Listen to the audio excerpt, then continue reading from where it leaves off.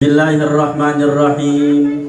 Assalamualaikum warahmatullahi wabarakatuh.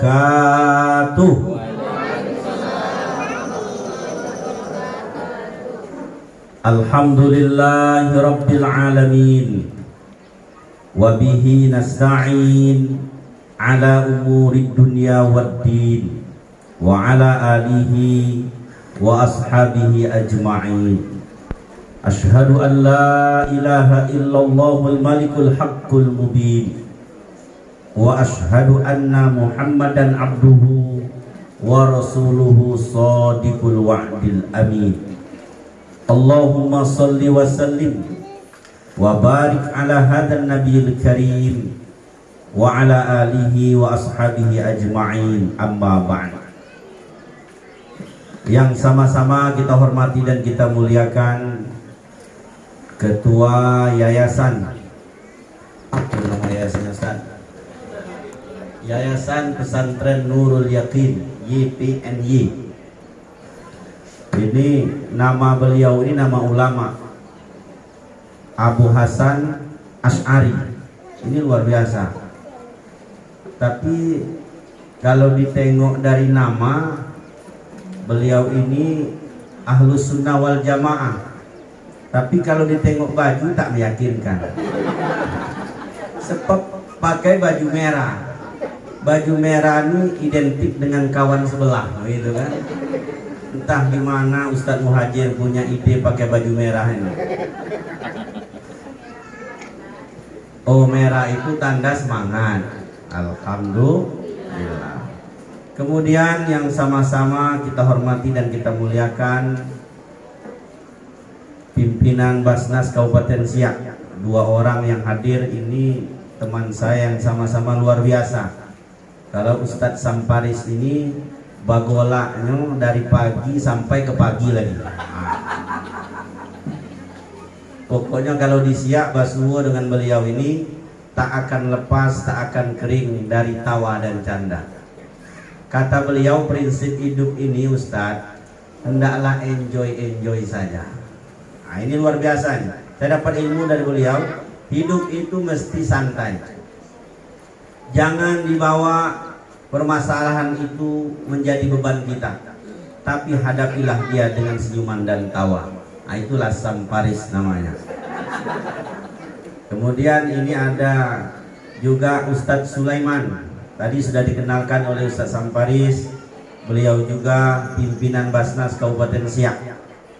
Ini luar biasa, bagian keuangan. Saya kalau tak ada orang dua nih, terasa tak kesiap. Yang satu ada tawanya, yang satu ngajak ngopi dan makan. Kemudian Pak Camat, yang dalam hal ini ada yang mewakilinya, Pak Asmudin. Kemudian juga dari kantor urusan agama ya. Penghulu di Dayun. Terima kasih Pak atas kehadirannya. Kemudian ini ada sahabat saya dua orang ini. Satu Ustadz Muhajir, satu lagi Ustadz Hamdan Atiti. Saya baru nampak ada muka beliau nih, Ustadz Hamdan. Ini kawan saya waktu S2 seperjuangan kami ketika pasca sarjana di UIN Suskah 2009 sampai 2011. Pak Muhajir ini yang saya ingat kalau belajar selalu tidur. Maka selalu kami panggil, kadang-kadang kami plesetkan Ustadz Mujair. Tadi ada ikan mujair tadi. Nah, ikan mujair. Tapi hebatnya beliau, walaupun tidur kita tanya setelah itu, Ustadz kalau masalah ini ada di mana bukunya? Itu ada di halaman 46 katanya. Tahu dia. Yang kedua ini Ustadz Hamdan, ini ahli nahwu dan sorof. Jadi kalau untuk berbahasa Arab, nahwu sorofnya ini Ustadz Hamdan. Karena ada nama Hamdan Atiti, maka selalu kamu panggil mana Ustadz Hamdan Atiti. Ini kawan seperjuangan saya. Dia diundang atau memang datang mau jumpa dengan saya? Kalau datang jumpa saya tak THR nampaknya. Kemudian Bapak Ibu komite yang tadi sudah dilantik, sudah dikukuhkan oleh Ketua Yayasan.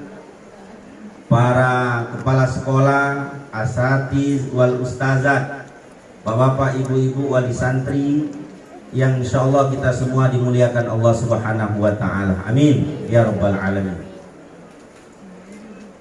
Bapak-bapak, ibu-ibu, sekarang jam 10:15. Saya mutar-mutar tadi apa pantun mau saya sampaikan. Ketua yayasan udah nyampaikan pantun, anak kita MC udah nyampaikan pantun, Ustadz Samparis tadi sampai ke tuyul pantunnya. Jadi bingung pula saya akan menyampaikan pantun apa. Semua pantun udah diborong sama Ustadz Samparis, tapi setidaknya adalah pantun. Jalan-jalan ke Bunga Raya, entah kalau cocok kan nyambung disampaikan, kalau tak nyambung tegur Ustadz Samparis. Di Bunga Raya banyak sawah kan Ustadz? Ya. Kalau bapak-bapak, ibu-ibu mau anaknya soleh dan soleha, apa kira-kira sambungannya? Lupa tadi Ustaz, ada yang kurang tadi. Kita ulangi. Di Bunga Raya banyak sawah. Petaninya bernama Pak Akin. Ada nama Pak Akin? Ada nama Pak Akin? Ada. Kalau bapak ibu anaknya mau soleh dan soleha, mari sekolahkan di pesantren Nurul Yakin. Kalau tak dimasukkan seperti itu, pulang saya tak dikasihnya minyak. Tak cair tadi. Bapak-bapak, ibu-ibu yang dimuliakan Allah Subhanahu wa taala, satulah dulu pantunnya. Nanti kita berpikir lagi apa pantunnya. Tadi sudah disampaikan oleh Ustadz Samparis bahwa antara sholat dengan zakat itu suatu kewajiban yang tidak dipisahkan. Kata Abu Bakar As-Siddiq, wala ufarriq baina syai'aini alladhi jama'ahumullah. Saya tidak akan memisahkan dua hal yang mana dua hal itu digabungkan oleh Allah Subhanahu wa taala. Maka Abu Bakar As-Siddiq punya prinsip, kalau orang tak mau bayar zakat, beliau perangi. Jadi bapak-bapak, ibu-ibu, kalau Ustadz Samparis dibawa bedil, bahasa Melayu bedil. Bedil atau apa? Senapan. Merangi bapak-bapak, ibu-ibu yang belum membayarkan zakat sawitnya. Itu berarti mengamalkan apa yang disampaikan oleh Abu Bakar As-Siddiq. Beliau memerangi ketika ada orang yang memahami ayat khudh min amwalihim. Ketika itu kan banyak para sahabat yang ketika itu pemikirannya meleset, memahami ayat ini khudh min amwalihim. Ya Muhammad, kata Allah, ambillah zakat, ambillah sebagian daripada harta mereka, sodakotan sebagai zakat, tutahhiruhum wa tuzakkihim biha. Tujuannya adalah untuk membersihkan harta dan mensucikan jiwa. Ketika itu ada yang memahami ayat ini, yang diperintahkan memungut zakat itu Nabi Muhammad sallallahu alaihi wasallam. Tapi Nabi sudah meninggal. Berarti orang yang Allah perintahkan memungut zakat, amilnya sudah meninggal. Kalau sudah meninggal, kenapa kalian mau memungut zakat lagi? Akan muncul pemikiran yang aneh. Jadi bapak-bapak, ibu-ibu, kalau sekarang ada orang yang aneh, ya tadi kan ketua yayasan bilang kita ini entah kapan puasanya, nanti biar Pak Ustadz menjelaskannya.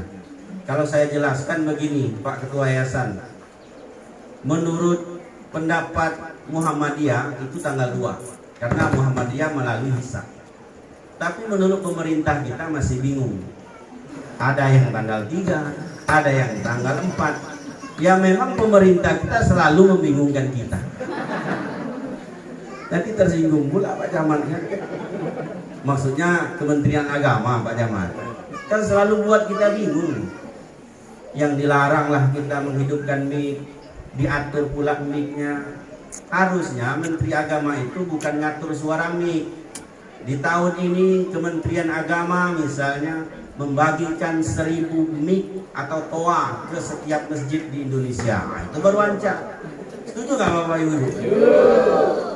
Atau Kementerian Agama mengatur suara mic organ tunggal. Nah, itu kan mantap. Itu tak ada diatur. Di masjid diaturnya. Jadi banyak membingungkan. Jadi karena membingungkan, sebenarnya ketua yayasan nggak jawab tadi. Kita tengoklah nanti. Kita tengok nanti di hari Jumat ada ru'yatul hilalnya. Tapi kawan-kawan protes. Gimana pula kita mau buat imsakiyah? Orang sekarang udah cetak imsakiyah. Bapak-bapak udah nerima imsakiyahnya, jadwal imsakiyah? Ada kan? Dari? Berarti Nurul Yakin udah hisap dia, tak ru'yah dia. Tanggal berapa di situ Ramadannya Bapak-bapak? Oh, berarti dia Kementerian Agama nih. Bapak-bapak, ibu-ibu yang dirahmati Allah Subhanahu wa taala. Nah, dulu sudah ada pemahaman yang nyeleneh ini. Mereka menganggap Nabi sudah meninggal, orang yang Allah perintahkan memungut zakat sudah meninggal, jadi mereka tak wajib lagi berzakat. Satu, pemahaman nyeleneh. Yang kedua, ada kalimat khudz min amwalihim shadaqatan tutahhiruhum wa tuzakkihim biha. Kemudian di ayat yang lain, karena awalnya khudz min amwalihim, amwal di sana mereka pahami adalah harta di zaman Nabi dulu. Berarti kalau sekarang enggak, di zaman Nabi enggak ada sawit. Sekarang ada sawit. Bapak Ibu kebun sawit. Ada sejarahnya Nabi buka kebun sawit. Sehingga ada lagi pemahaman nyeleneh. Kalau dulu jelas malnya, sekarang ini sudah banyak malnya.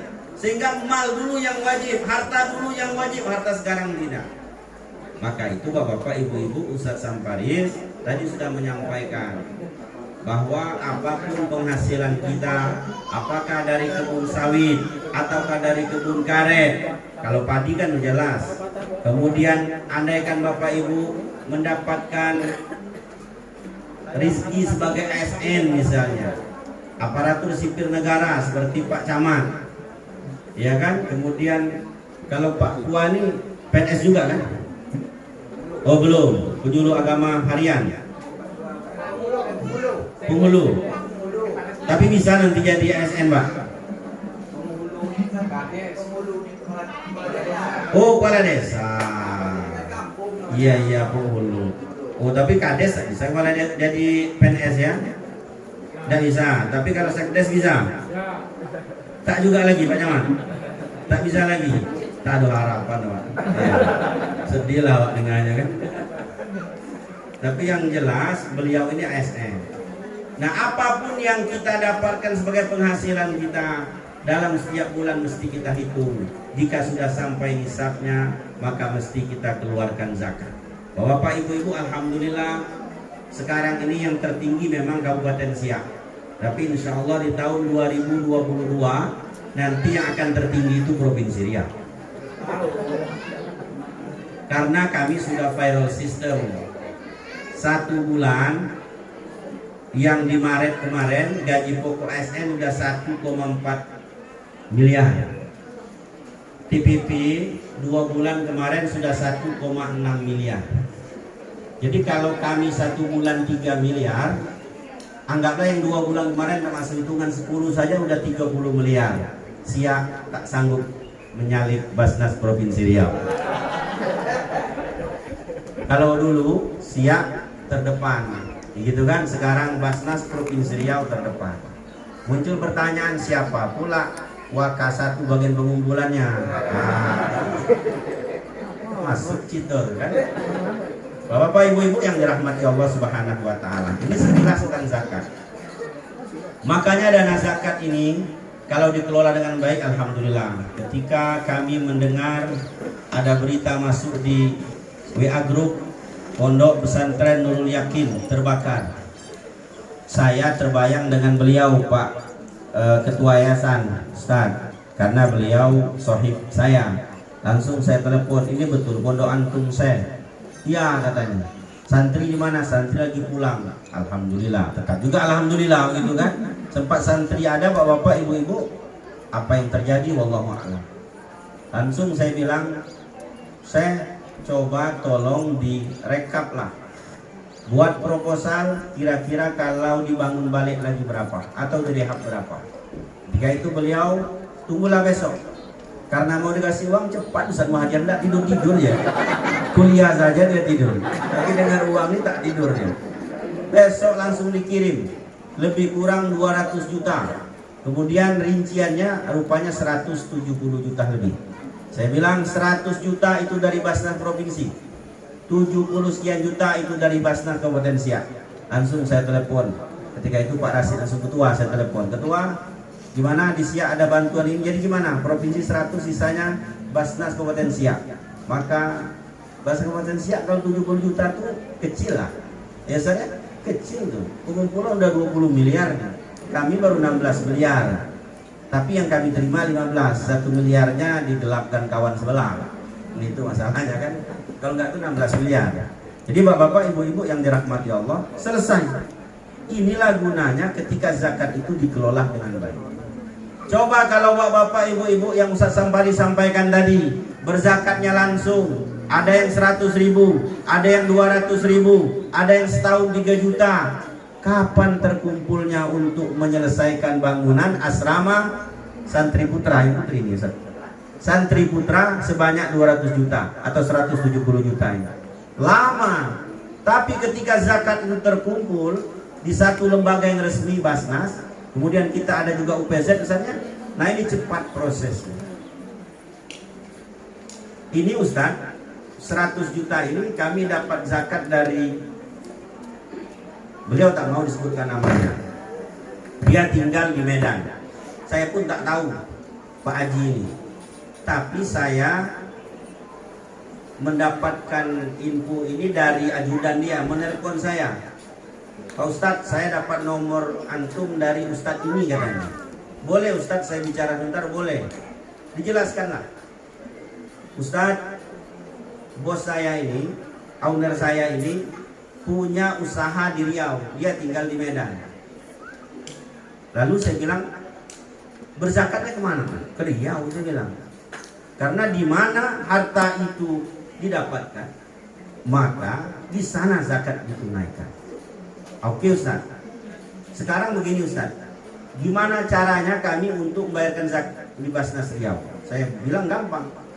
Nanti saya kirimlah rekening-rekening yang ada di Basnas Provinsi Riau. Gini aja Ustaz katanya, besok jam 9 kita Zoom meet 3 orang, Ustaz, saya dan owner saya, bos saya. Oke. Tapi saya bilang jangan lewat jam 9. Kenapa? Karena saya sekarang di Rupat. Kami mau peresmian jam 9.30, Pak Gubernur bersama pimpinan Basnas RI pakai helikopter sampai di Rupat. Kami mau jemput beliau. Oke. Makanya ketika menunggu Pak Gub itulah terjadinya Zoom meet. Ketika itu langsung saya akadkan jumlah zakatnya 100 juta. Maka ketika dapat foto di sini saya kirim ke Mas ini. Saya bilang sampaikan ke Pak Haji bahwa zakatnya sudah kami salurkan pembangunan pesantren Nurul Yakin yang terbakar. Maka dia ucapkan jazakumullah khairal jaza ya Ustaz. Nah, jadi bapak-bapak ibu-ibu seperti itu. Kita ingin meyakinkan muzaki bahwa dana zakat yang ditunaikan, yang dibayarkan melalui lembaga yang resmi, manfaatnya luar biasa. Bapak-bapak ibu-ibu yang dirahmati Allah Subhanahu wa taala. Jadi tausiah kita judulnya zakat, juga zakat. Banyak zakat Oke. Nah, tapi kita singgunglah sedikit Ustaz marhaban ya Ramadan ini. Bapak-bapak ibu-ibu yang dirahmati Allah. Kenapa kita mesti berzakat ini? Cobalah ingat ada satu hadis Nabi. Hadis Nabi ini Bapak-bapak ibu-ibu menjelaskan tentang keutamaan bulan Sya'ban. Hadis dari Usama bin Zaid. Qultu ya Rasulullah, kata Usama bin Zaid, saya bertanya kepada Rasulullah sallallahu alaihi wasallam. Lam araka tasumu syahran minasyuhur, ma tasumu min Sya'ban. Ya Rasul, kata Usama bin Zaid. Usama bin Zaid ini Usama anaknya Zaid bin Harisah. Zaid bin Harisah ini adalah orang yang pernah diangkat oleh Nabi menjadi anak angkat Nabi. Jadi bapaknya Usama ini anak angkat Nabi. Usama bin Zaid ini umur 18 tahun, bapak-bapak, ibu-ibu sudah jadi panglima perang. Tapi kalau anak-anak kita kira-kira 18 tahun jadi apa? Hah? Sanggup jadi panglima perang? Paling masih berada di kolong kelek bapak sama emak. Ini anak-anak kita. Maka di pesantren ini dilatih yang Ustadz Abu Hasan Asy'ari sampaikan tadi. Bagaimana dilatih biar anak mandiri. Saya ini jelek-jelek ini alumni pesantren juga bapak ibu. Jadi kami dilatih bagaimana hidup mandiri, makan sendiri, masak sendiri. Kalau di Nur Yakin tak masak sendiri, dimasakkan. Kalau saya dulu terasa masak sendiri. Saya anak bungsu, saya tak pernah masak sendiri. Mau berangkat ke pesantren saya tanya mak, sudah meninggal mak almarhum. Ketika itu saya tanya mak, masak nasi itu gimana mak? Kata mak, kau bersihkanlah nasi itu 3 kali. Pokoknya semua 3 kali. Masukkan air, kau aduk-aduk beras itu, kau bersihkan. Cara menumpahkan airnya hati-hati. Gimana? Kau tahan pakai tangannya. Diajari, dipraktek sama mak. Kalau kau tumpahkan seperti itu, airnya habis, berasnya pun habis. Sekali. Masukkan lagi air 2 kali sampai 3 kali. Mak, airnya gimana? Airnya secukupnya. Kalau kau masak 2 canting, tahu canting pak? Kaleng susu itu, airnya batas ini aja kata mak. Kalau kau isi batas ini jadi bubur dia. Oh, jadilah setiap kali mau masak diukur dulu. Belum, tambah lagi air. Masukkan lagi tangan. Kadang-kadang lama mengukur daripada membersihkan beras. Dah, nanti mak, tengok kalau ada suara mendidih, dia kata mak, kau buka tutupnya, terus kau aduk. Kau aduk sampai rata. Udah agak kering sedikit, kau tutup lagi, baru kau kecilkan apinya. Pakai kayu bakar juga. Lalu mak, kau tunggu, nanti apinya hidup. Kalau apinya hidup mak, ya jadi keraklah dia. Begitulah bapak ibu-ibu yang dirahmati Allah. Akhirnya bisa saya masak nasi. Mak, kalau mau makan ikan asin, kalau kau mau jalan yang pintas, kata mak, jalan yang cepat, kau cuci ikan asin itu. Ketika mendidih nasimu tadi, lalu kau kecilkan apinya, kau masukkan dalam nasimu itu, kau tutup, nanti masak ikan asin. Iya juga. Jadi kata Ibu Megawati, ibu-ibu ini heran saya. Memang semua mau menggoreng, ya kan? Sesekali lah dikukus, katanya kan, direbus. Saya kalau jumpa dengan Ibu Mega, Bu, saya udah mempraktekkan dulu. Tapi itu waktu susah, Bu, bilang gitu kan. Jadi bapak-bapak, ibu-ibu yang dirahmati Allah, di pesantren itu melatih anak kita biar hidup mandiri. Sehingga anak umur 18 tahun dia sudah bisa hidup mandiri. Bapak-bapak, ibu-ibu yang dirahmati Allah Subhanahu wa taala. Usama bin Zaid itu jadi panglima. Lalu apa kata Usama, ya Rasulullah? Saya tak pernah melihat engkau lebih banyak puasa itu dalam setiap bulan kecuali Ramadan. Kalau Ramadan pasti. Selain Ramadan engkau puasa lebih banyak kecuali di bulan Sya'ban ini ya Rasul. Maka apa kata Nabi kita? Bulan Sya'ban ini kata Rasul, syahrun yaghfulun nas anhu. Bulan yang selalu dilupakan orang. Jadi bapak-bapak, ibu-ibu, bulan Sya'ban ini selalu kita lupakan. Bu, ibu lupa nggak ini bulan Sya'ban? Bapak-bapak kira-kira lupa nggak ini Sya'ban? Enggak, ya karena Ustaz sebutkan di awal tadi. Kalau nggak tuh lupa ya kan? Kenapa? Karena memang letaknya baina Rajab wa Ramadan. Bulan Sya'ban ini dijepit oleh bulan Rajab dan bulan Ramadan. Ketika masuk bulan Rajab, kita hanya terfokus Isra dan Mi'raj. Habis Isra dan Mi'raj, bayangan kita udah masuk puasa, lupa dengan Sya'ban. Padahal bulan Sya'ban itu kata Nabi, syahrun turfa'u anhul a'malu ila rabbil alamin. Bulan di mana malaikat menyetorkan semua amalan kita dalam setahun ini. Bu, ibu. Nah, kalau di bulan ini kaitan dengan zakat, Bapak Ibu berzakat. Saat berzakat, malaikat menyetorkan amalan kita dalam setiap tahunan itu, Bapak Ibu sedang berzakat. Maka inilah hal yang terbaik ketika akhir catatan hidup kita dalam setahun itu disetorkan oleh malaikat, kondisi kita sedang berbuat baik. Walaupun dalam hadis ini kan Nabi banyak berpuasa, karena dalam teks hadisnya kata Rasul, saya amat sangat suka wa ana uhibbu ayyurfa amali wa ana shaim. Saya sangat senang, sangat suka saat malaikat melaporkan amalan saya sedang berpuasa. Tapi makna di balik puasa itu kan berbuat baik. Jadi Ustaz Sambari sampaikan, boleh bayar zakatnya per bulan, boleh juga per tahun. Andaikan Bapak Ibu setahun mau bayar, di bulan ini Bapak Ibu bayar, saat tutup buku malaikat mencatat amal kita dan dilaporkan amalan itu, ternyata Pak Akin tadi sedang bayar zakat. Alhamdulillah. Andaikan ternyata hari ini malaikat menyetorkan amalan saya, alhamdulillah, Ustadz sedang ceramah. Walaupun ceramah ini kan ngatoi apa-apa ibu-ibu sebenarnya.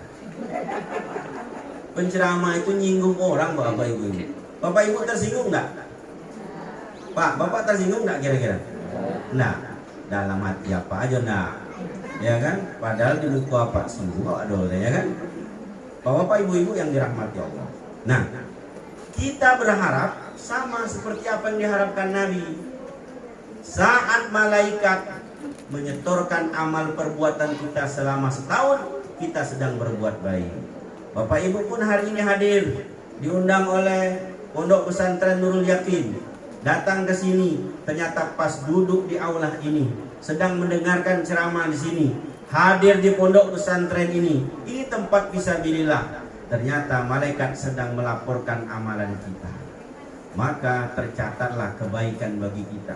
Saat ini kita dikumpulkan di aula ini, nanti insya Allah Allah akan kumpulan kita dalam surganya. Amin. Bapak-bapak, ibu-ibu yang dirahmati Allah, ini kan amalan tahunan. Ada pula amalan itu setiap hari. Setiap hari ada dilaporkan bapak-bapak, ibu-ibu. Dalam hadis itu Allah membagi ada dua kelompok malaikat. Satu malaikatun nahar dan satu lagi malaikatul lail. Ini Ustaz Hamdan paham nih. Kalau urusan masalah yang gaib Ustaz Hamdan ini paham nih. Bapak Ibu-ibu, malaikatun nahar, malaikat siang itu tugasnya dari pagi sampai sore. Selama sehari ini malaikatun nahar akan mencatat semua amal perbuatan kita. Yang baik, baik. Yang buruk, buruk. Lalu di sore hari akan dilaporkan. Kemudian ada lagi malaikatul lail. Masuk maghrib itu sudah berganti, sudah sip malaikat. Ada malaikat yang kelompok malam. Maka sepanjang malam malaikat itu akan mencatat amal perbuatan kita. Misalnya ada nama Pak Waluyo sini. Nah, ada Pak Waluyo, ternyata mulai dari maghrib sampai jam 6 pagi lalu aja kejol. Berarti dicatat oleh malaikat semalaman apa ini sholat maghrib tak, sholat isya tak, sholat subuh juga tak. Maka kosong amal kebaikan apa. Lalu ngoroknya terdengar ke aras itu ngoroknya. Zubillah minta. Jadi bapak ibu-ibu ada setiap hari setoran itu. Kemudian ada pula per minggu. Maka kita dianjurkan puasa Senin dan Kamis, agar setiap minggunya pun saat malaikat menyetorkan amalan kita per minggu, kita dalam kondisi berpuasa, kita dalam kondisi baik. Maka ustaz-ustaz di pesantren ini, saya lebih kurang 9 tahun lah pengalaman di pesantren. Enak sebenarnya di pesantren. Kalau Ustaz Muhajir dan Ustaz Hasan Asari mau ngajak saya ngajar di sini, tidak apa-apa. Asal gajinya lebih dari Basnas saja. Nanti bertanya berapa gaji di Basnas, itu masalahnya kan. Bapak ibu-ibu enak tinggal di pesantren, jihad fisabilillah. Ustaz-ustaz kita ini ustaz-ustaz yang siap perang, siap memperjuangkan anak-anak, santriwan santriwati, anak bapak, anak ibu untuk menjadi orang yang terbaik. saya kalau sekarang Ustaz, banyak alumni. Kadang-kadang dibikinnya pula grup alumni pondok ini. Saya pernah mengajar di misalnya pondok pesantren Qudratullah di Langkan Banyuasin. Ada masukannya saya di sana. Macam-macam. Nanti akan ada keluar Ustaz, dikirimlah tanda tangan saya. Saya dulu Ustaz paling susah dapatkan tanda tangan ini untuk pulang katanya kan. Paling susah katanya. Tapi kalau saya pulang Ustaz selalu saya kasih kuih. Gitu. Komen dia di grup ini. Kalau saya tidak katanya. Saya ingat Ustaz ini katanya. Karena saya merokok di asrama, saya dinaikkan di lantai 2. Lalu disuruh Ustaz merokok dengan 2 batang rokok yang tak boleh dipegang sampai habis. Saya komen, tersinggung nggak kalian? Dendam nggak? Enggak Ustaz. Kami tetap hormat dengan Ustaz. Jadi bapak-bapak ibu-ibu sekarang udah jadi orang semua anak-anak. Ada yang jadi polisi, ada yang jadi ASN, bahkan ada yang sudah jadi camat. Maka saya kalau pulang ke Palembang aman. Yang jadi polisi ada, mau kantor camat ada, mau kantor bupati ada. Pokoknya tak akan lapar kalau saya pulang kampung. Kenapa? Karena santri yang kita didik ini sudah menjadi orang yang berguna bagi agama, masyarakat, nusa dan bangsa. Maka anak-anak, santriwan santriwati, jangan merasa pesimis di pesantren. Banggalah kalian jadi santri. Ada tulisannya San. Bangga menjadi santri. Dan orang tua, bapak-bapak itu juga bangga ketika cerita dengan orang kemana anakmu disekolahkan di pesantren. Pesantren mana? Nurul Yakin. Di mana itu? Di Dayung. Alhamdulillah. Semangat. Maka itu bapak-bapak ibu-ibu, kita pun mesti bangga. Dan kita berharap anak-anak kita ini nantinya, walaupun kita sudah mati, jasad kita tinggal tulang berulang saja lagi, tinggal rambut saja, tapi doa dari anak-anak yang soleh dan soleha ini tak pula panjang dia berdoa. Rabbi firli warhamni, misalnya kan, Rabbi firli wali walidayya warhamhuma kama rabbayani shaghira. Allahumma ighfir lahu warhamhu wa'afihi wa'fu anhu. Allahumma ighfir laha warhamha wa'afiha wa'fu anhu. Doa inilah bapak-bapak ibu-ibu yang menjadikan aset bagi kita. Tapi berdoa itu bapak-bapak ibu-ibu mesti ikut persyaratannya. Pertama kalau berdoa baca auzubillah, jangan lupa auzubillahi minasyaitonir rajim.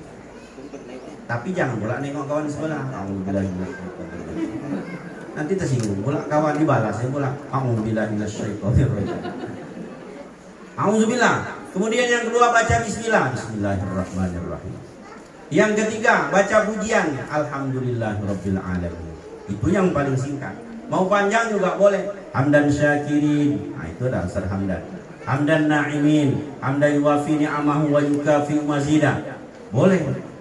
Kemudian setelah baca auzubillah, baca bismillah, baca hamdalah, baca pula salawat kepada Nabi. Karena kata Nabi, kalau doa di dalamnya tidak ada salawat, tidak akan dikabulkan oleh Allah Subhanahu wa taala. Allahumma sholli ala sayyidina Muhammad wa ala ali sayyidina Muhammad. Paling pendek. Kalau mau ditambah, salatan tunjina biha min jami'il ahwali wal afat wa tabdilana biha jami'al hajat wa tutahhiruna biha min jami'is sayiat wa tarfa'una biha indaka 'alad darajat wa tuballighuna biha aqsal ghayat. Sampai terakhir. Pak Ustaz, saya bukan yang itu. Allahumma sholli wa sallim salaman taman ala sayyidina Muhammadin alladzi tanhalu bihil uqad wa tanfarju bil qurab. Terus sampai akhir juga boleh. Yang penting minimal membaca Allahumma sholli ala. Yang 4 ini bapak-bapak ibu-ibu tak boleh diterjemahkan, mesti pakai bahasa Arab. A'udzubillahi minasyaitonir rajim. Bismillahirrahmanirrahim. Alhamdulillahirabbil alamin. Allahumma sholli ala Muhammad wa ala ali. Nah, kalau sudah dibaca yang 4 ini barulah isi doa. Terserah. Tapi yang paling penting di awal doakanlah kedua orang tua kita.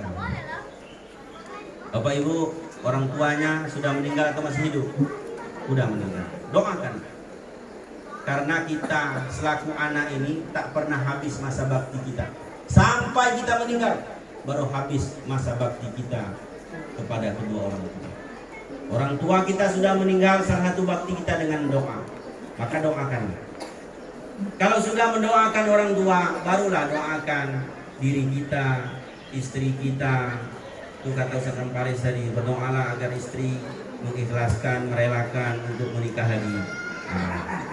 Didoakan. Maka ibu hati-hati kalau suami berdoa, jangan mudah amin, ya Allah kabulkanlah, amin. Pokoknya yang di depan berdoa, ya Allah bukakanlah pintu hati istriku agar dia memberikan izin aku untuk berkuliah. Tapi ading-ading suara yang tak kuat-kuat gitu kan, yang di belakang amin, selesai lah ke suaminya kan. Kalau Bapak Ibu, kemudian kalau berdoa itu mesti jelas. Ini ada orang berdoa tak ada suara, langsung dia mengusap mukanya. Apa yang Wang minta tadi? Cukuplah hatiku saja yang tahu. Nggak boleh. Berdoa itu diucapkan, jangan dalam hati. Melotot pula jaga atas kan? Bu, ibu jangan pula berdoa singkat. Ya Allah, Engkau tahu apa yang ada dalam hatiku. Itu juga nggak boleh. Rupanya lah sakit hatinya sama suaminya kan, tak bisa lagi diutarakannya, hanya dia mengutarakan kepada Allah. Ya Allah, Engkau tahu isi hati. Alhamdulillah. Berdoa pun tak boleh bertele-tele. Ternyata ibu bapak misalnya mau berangkat umroh, ada mau jual tanah di dekat pesantren ini. Kalau tanah itu dijual, bapak ibu mau umroh misalnya kan, tapi doanya bertele-tele. Ya Allah, saya ingin sekali ke Baitullah beribadah kepadamu. Sebenarnya saya punya aset ya Allah. Aset saya ada tanah di dekat pesantren Nurul Yakin, luasnya 100 kali 100. Misalnya sudah ada isinya berapa itu ke 100? Misalnya ada 300 pokok sawit. Itu pun sudah berbuah ya Allah. Saya sudah pasang merek ya Allah, harganya sekian, bisa nipu. Tapi belum ada juga yang mau belinya. Tak usah disebutnya kayak gitu. Itu bertele-tele doanya. Kata mereka, kapan lah Wang selesai doanya. Jadi berdoa itu yang jelas saja. Apa yang Bapak Ibu inginkan, berdoalah kepada Allah. Jangan ragu-ragu. Tidak boleh juga, ya Allah, hidup saya ini susah ya Allah. Bahkan saya dari kecil pun tak pernah dapat kasih sayang dari orang tua. Kenapa? Karena ayah saya entah tak tahu dia kemana. Sekarang saya sudah menikah, saya sudah punya anak, sudah punya suami. Suami saya pun udah entah tidak tahu pula kemana. Anak saya pun lari pula kemana. Jadi doanya kemana-mana ya. Kalau Engkau mau mengasihiku ya Allah, kasihilah aku, sayangilah aku. Kalau Engkau tak mau, terserah ya Allah. Tidak boleh seperti itu. Ya Allah, ampunilah dosaku kalau Engkau mau. Kalau Kau tak mau, tidak apa-apa ya Allah. Tidak boleh, doa itu harus ya. Maka Bapak Ibu-ibu, bulan Sya'ban ini pun banyak berbuat baik, banyak juga kita berdoa. Insya Allah saat berdoa itulah amalan kita diangkat, kata malaikat.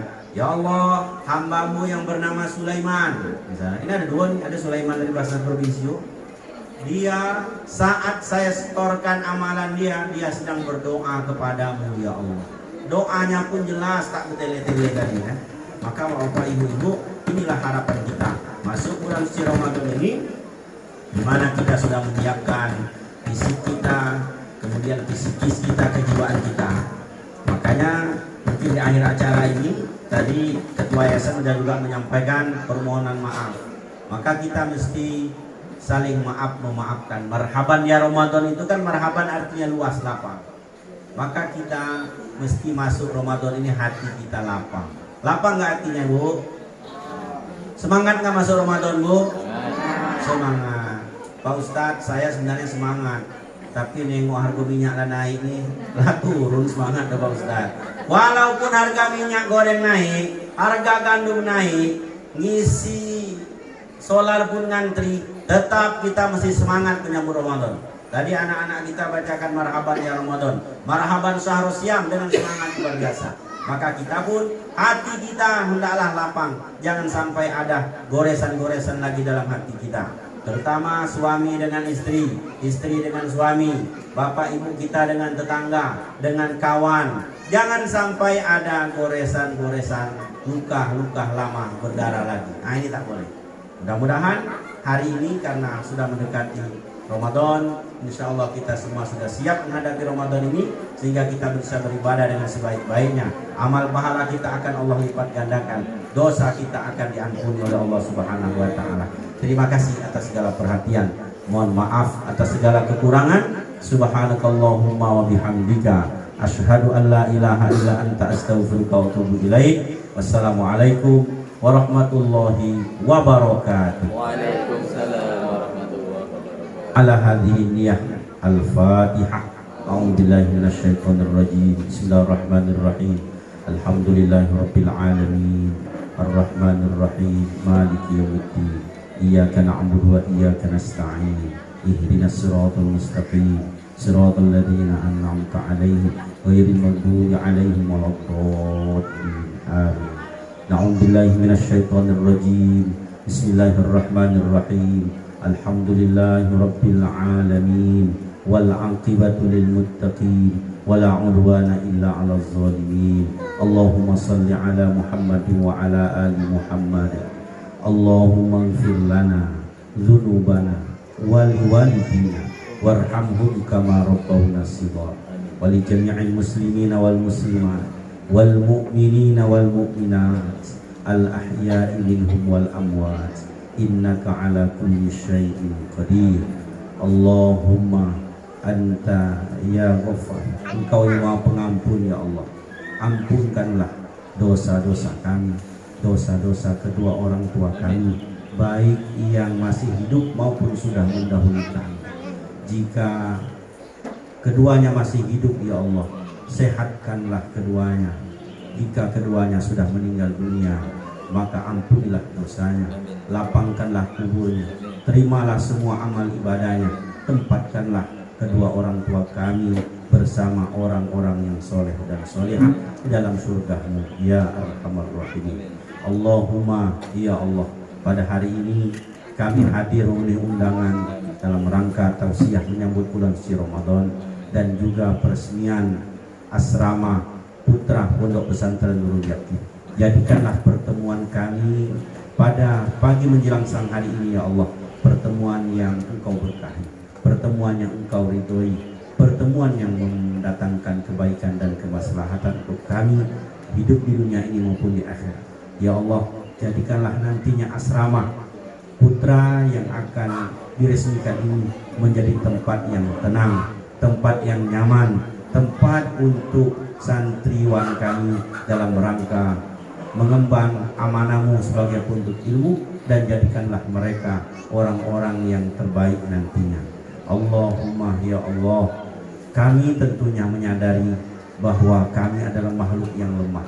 Berikanlah kami kekuatan, terutama kepada para ustadz kami, para pengasuh Pondok Pesantren Nurul Yakin, mulai dari yayasan, guru, dan semua yang terkait dengan pondok pesantren ini.